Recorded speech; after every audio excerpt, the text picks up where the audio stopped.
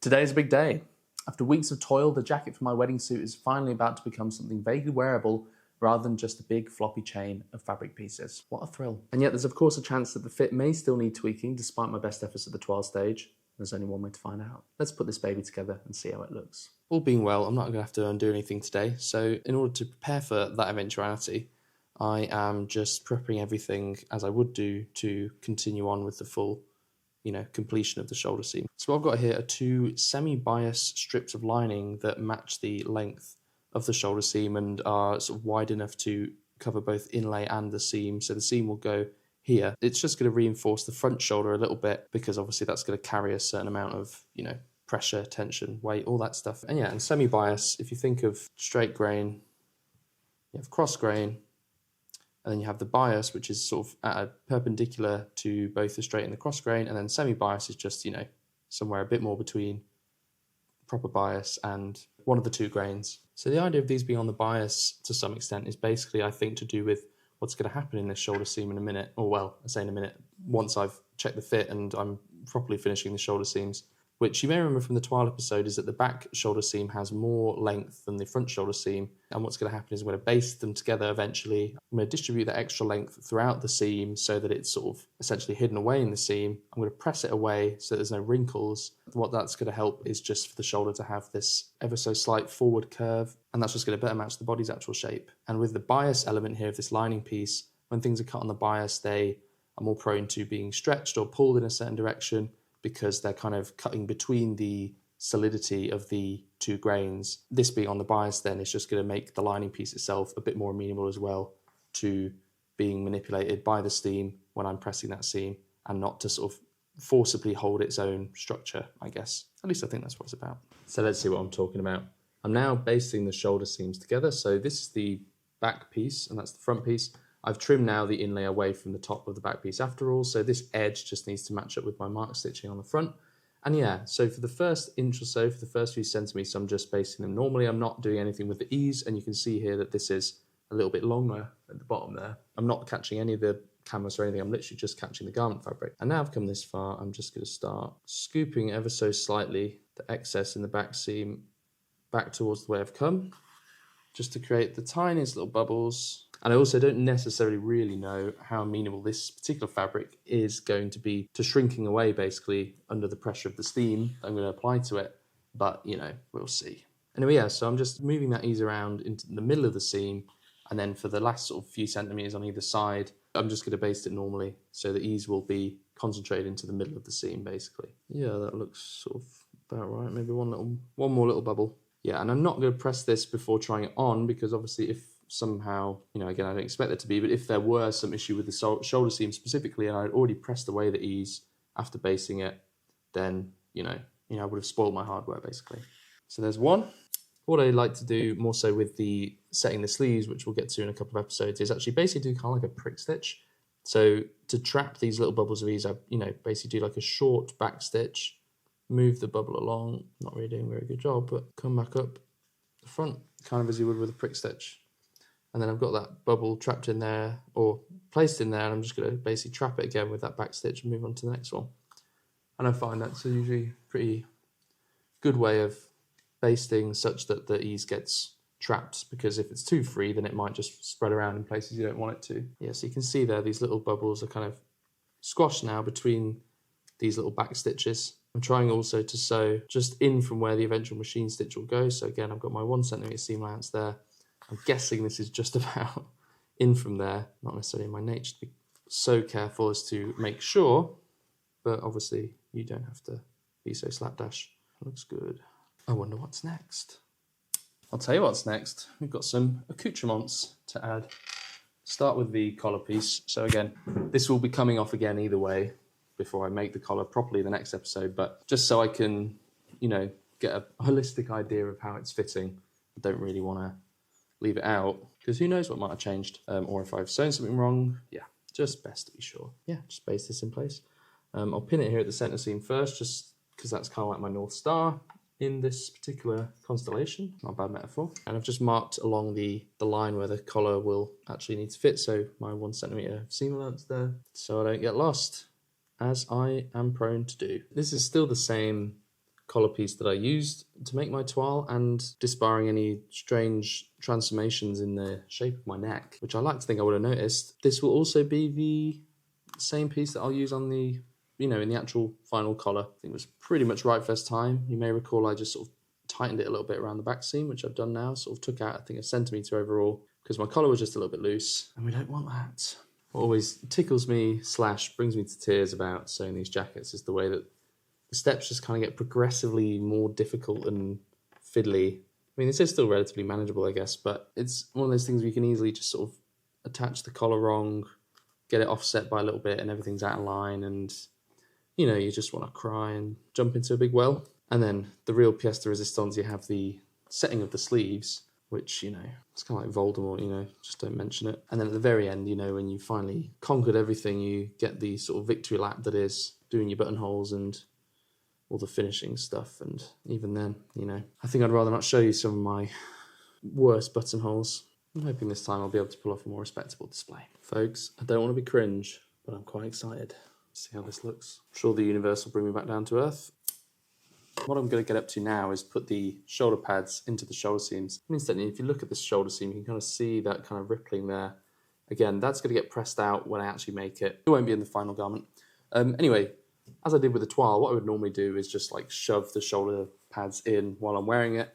For you guys' sake, I think I'll do something a little bit more considered. I'll try and put them where they're actually going to end up, and that will be in between the canvas and the lining. So I've got the shoulder pad roughly in position, and I've pinned it through from the top side through the canvas and catching the shoulder pad. And the shoulder pad is a little bit towards the back of the arm. It's not dead in the middle, because ideally the musculature of my shoulder, not that there is much to speak of, is going to fill out that front a little bit more.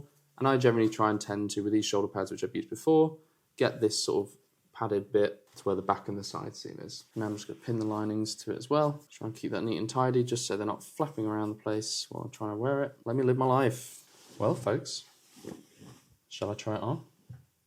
I think there's only one answer. What do we think then? I'm certainly pretty pleased. I mean, again, there aren't a ton of surprises. There aren't many things that have been changed directly from the toile, I think, other than lowering the armhole a little bit, slightly extending the centre back seam.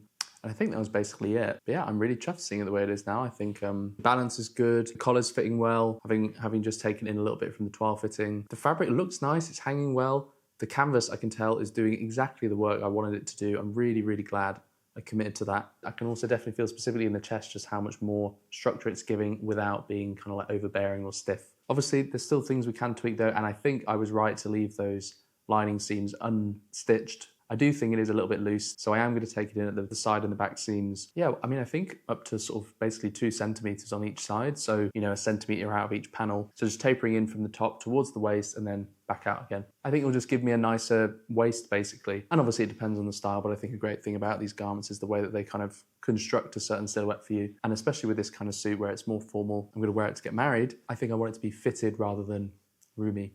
What else is there to say? I like the way the lapels are rolling. I think that looks good. The vent isn't flapping open. It's the right width around the hips, I think. It's spacious, but it's not baggy. I would say, though, the armhole is still a bit too high. And I think I would also like just into the chest as well to scoop it a little bit as well. So I think what I'm going to do is you can kind of see maybe where the mark stitches come in from the shoulder into the natural cutting edge of the garment where I'd added inlay just at the top. I think from that point, which I think is the front notch, which will be relevant for placing the sleeve later, I'm just going to scoop in ever so slightly, maybe literally just sort of 0.5 centimetre and follow that all the way around under the bottom of the armhole, basically up to the side and the back seam. Certainly when I'm wearing this dress shirt, it's not uncomfortable, but it is snug. Again, the collar I'm happy with. I think the collar, it's got this sort of soft looseness without standing away.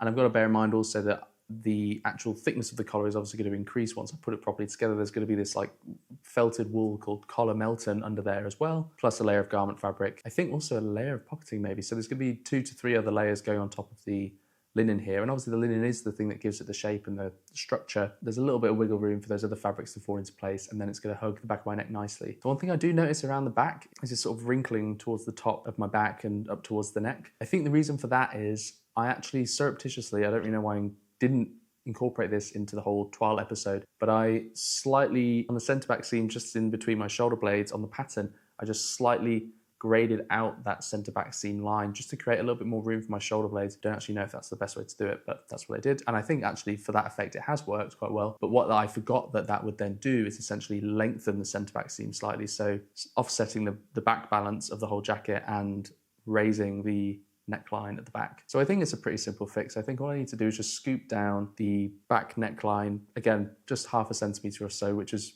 barely what I did on the center back seam itself. And I think then that will just sort of tug up the center back seam via the collar and the way that is, and the way basically the rest of the jacket's hanging off me through that point, and that should, I think, straighten out those creases. But overall, yeah, I'm really happy with this. I think I'm reaping the benefits of what I've learned from the previous jacket I made with this pattern, and I feel my enthusiasm renewed to plow on and tackle the remaining Herculean labours that lie ahead of me. So let's see what's next. Well, that was a rather successful fitting, I think. What I'm going to do first, it's kind of a collection of odd jobs remaining now, given the way I've done this. Again, this isn't the order in which fittings would be done and so on, but you can't tell me what to do. Yeah, so first I'm just going to take out the shoulder pads, because remember, we still need to actually sew the shoulder seams properly. As I said, what's going to happen is there's going to be this ease in the back seam that's going to be pressed away. You can kind of see that there, that's kind of rippling. So on the reverse side, what's going to happen, what are you doing here, is I'm going to go to the iron and just press it away.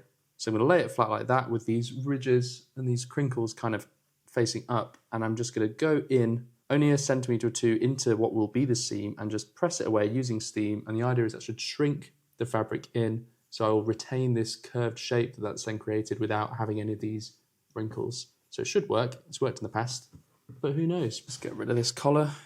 Its work today is done. Put in the collar next episode, and I'll still have a chance then, if for whatever reason I've miscalculated anything, to just double check and make sure everything is shipshape. And at that point, the shoulder seams themselves will have been properly sewn, and it will really be something I can just throw on, take off. Well, yeah, what goes on must come off. Yeah, I really noticed when I was wearing it, like it just had that nice, comfortable, balanced feeling. In ones I've made earlier, it had this feeling of like, I need to pull it up, the balance was wrong, things like that. Didn't have that with this one. I'm really pleased about that. God, what a minefield. All right, yeah, let's go and press these bad boys. Let's show you what I've been talking about. Here's a shoulder seam. Where are you? All right then. So you can see this is where those ripples had been. There'd been those bumps between the stitches. They've been kind of pressed away now, and yet the seam is still the length that I want it to be. So these kind of now match in length. And because I only went a little bit into this stitch, I wasn't ironing all around here. That excess that was inherently in the pattern, with the back panel being longer than the front panel, that's still present here further into the seam, but it's just here where I actually need to attach the two that it's been reduced. So I'll still have that ease, I'll still have that fullness, I'll still have that curvature, but I won't have any ripples. At least that's the idea. So yeah, I'm just going to sew these now once and for all. It will be a bit of a relief. I think for the first time in this project, I'm going to have to refill my bobbin soon. It's an emotional day all round. Yeah, I mean, you can still see there's a little bit of that rippliness in there, but that's actually in the seam allowance now, so I'm going to pretend there's nothing to worry about. What I will worry about is not be able to somehow remember how to use a sewing machine. Okay. I think you can see there's still maybe a slight urge, slight tendency to ripple ever so slightly, but that's pretty negligible, I think, and obviously I'm going to press this in a second, and I think that will come out. I really hope it will. We'll see. Let's do the other one.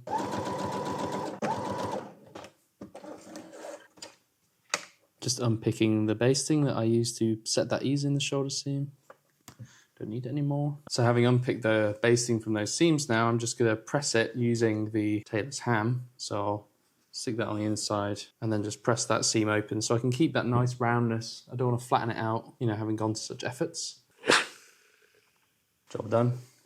And now I think you can see that these seams have come out quite nicely. You can see there's a sort of slight curvature towards the front. The ripples are gone. There's a little bit sort of crimpling there, but that's fine. Again, when the shoulder pads are in, it will straighten out. And yeah, speaking of shoulder pads. So again, the shoulder pads are going in between the lining and the canvas. I'm just going to position them first, as I did before, get them in that position that I had them in. So I've just marked there where I want the end of the wadding section to be. Yeah, making sure it's lined up with the marked stitches to show where the actual cutting edge is, because remember, this is inlay, so I don't want to factor that in with my placement. And yeah, so that's now kind of in position. Pin it to the canvas without moving anything, hopefully. Okay, and that should sort of be fixed in the place I want it. And now what we're going to do is pad stitch. So if you imagine that's where the shoulder pad's carrying on, I'm just going to pad stitch through all layers. I'm doing this all the way around, aren't I? Just a nice, big, loose pad stitch. Doesn't need to be anything tight. And that's just going to fix the shoulder pad in place, unless my thread doesn't want to play ball. So yeah, as you can see, really very generous and really quite loose.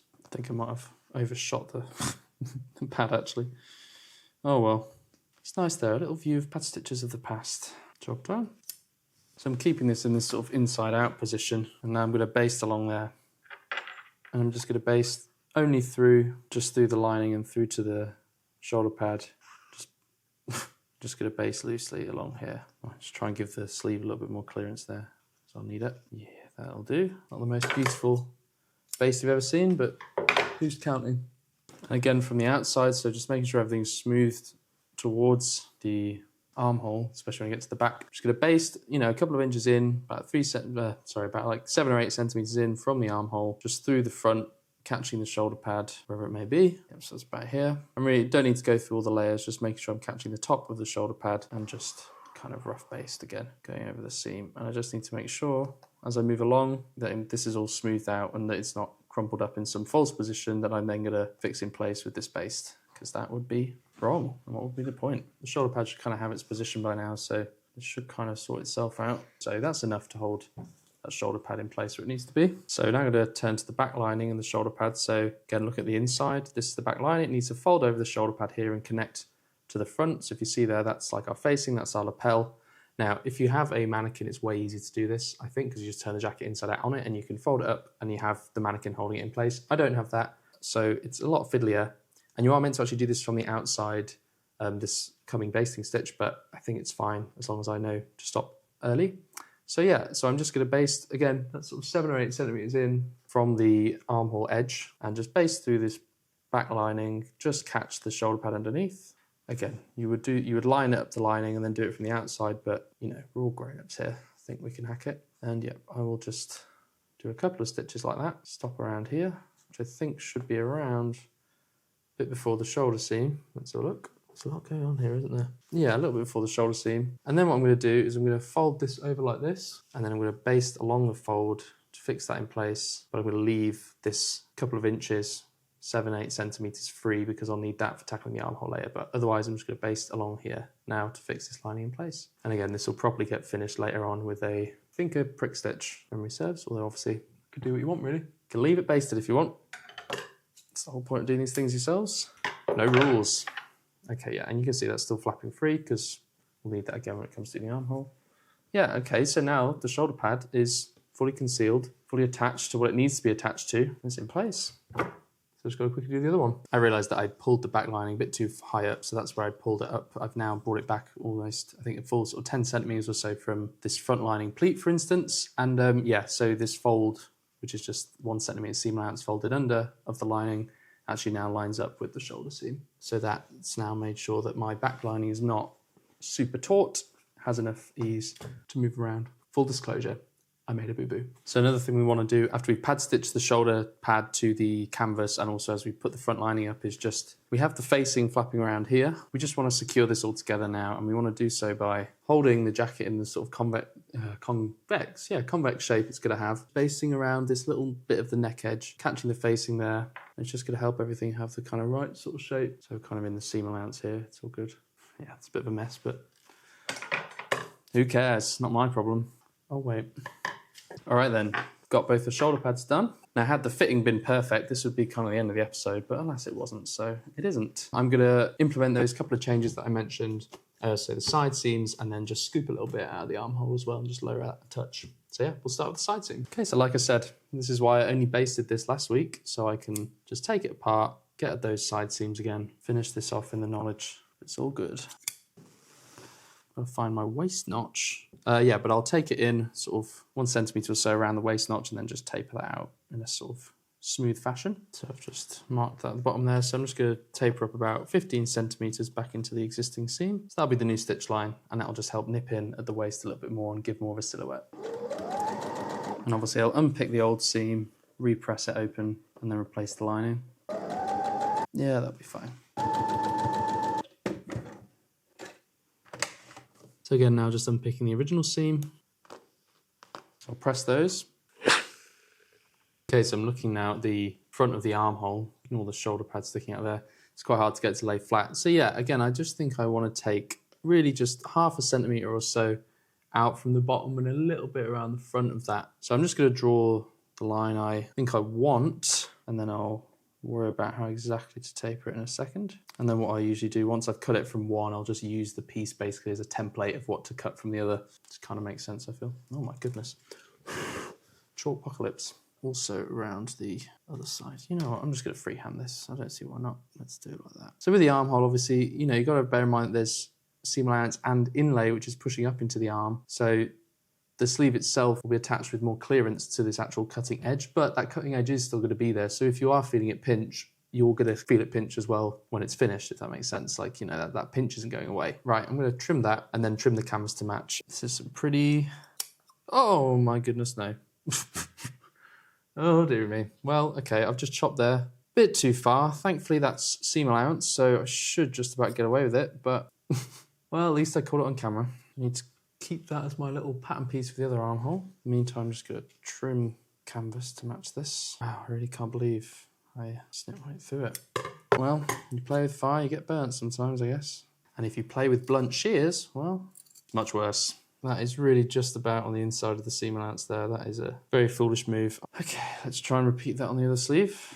I managed to cut the other armhole without scything through my entire garment and destroying weeks of work. So yeah, let's go and try this on again and see how I feel about the alterations. Yeah, I'm definitely happy with these changes. You can see there that silhouette is much more defined and much neater. You know, it's snug now around the waist. It's still got that room that I need to, you know, breathe, move, exist, eat, sleep, pray, love, all that jazz. Just more shapely, more shaped, more tailored. And as for the sleeves, or as for the armholes rather, that's also been a success. I mean, the shirt I'm wearing there is obviously not the same, that dress shirt, which is, you know, more snugly fitting itself. It's a bit of a looser shirt, so the armhole would feel tighter anyway around this particular shirt, but it feels just roomy enough even with this shirt. And again, that's only like 0.5 centimetre I've taken out, so I think that's the winning play there. There's still this nice sort of fullness and drape in the chest. I still don't really know if that's what you call drape, but I did it. And I'm glad it's there, and I want it to stay. So yeah, all told, success. So now that I know that my side seams are good, I can close up the lining as described last week. Since it's almost all repeating stuff I did last week, I'm not going to make you watch that. But what I will do is just show the slip stitch I'm doing to shut the lining for good. So the slip stitch, you know, I did it in the construction of the lapel and the taping and things like that, just to sort of subtly join these two layers together. So yeah, it's that thing of really just staying right close to the edge that I'm trying to stitch. So this is the folded over edge of the lining, and again I've accounted for the fact that I've taken width out of the seam, so the lining's also been squashed a little bit. Yep. And so I'm just going to the side of where I took my stitch and then back up through the bottom, through that folded edge and up. And again, this is my silk finishing thread across and forward. And these stitches then, you know, they will be ideally no more visible than when you take a machine stitched stitch. You know, like these stitches, for instance, you can kind of, if you really pull the panels apart, you can kind of see the stitches, but we're essentially mimicking that, but from the right side already using this hand stitch, and it's very snazzy. Feeling pretty good about today. It's just so great to actually finally get the jacket on, finally feel just how comfortable it is, how well fitted, if I may say so myself. You know, I'm really pretty pleased. If you've been watching the series so far, I really appreciate you coming along for the journey. It's been great fun hearing all your feedback, and you know, people who've done similar projects, and there've been loads of people with wonderful advice as well, wonderful tips on how I can do things better, which is extremely appreciated. I promise it's definitely not the case that I'm, you know, not wanting to hear that feedback, because ultimately I just want to get better, and everyone is extremely gracious. And if you have found any value in this video, or if you've enjoyed it, I'd be very grateful if you wouldn't mind liking the video. It's always a help. And if you're down for more content like this in the future, as I'm sure you know, you can subscribe to the channel, but obviously no pressure. I'm just glad that you decided to come and watch today.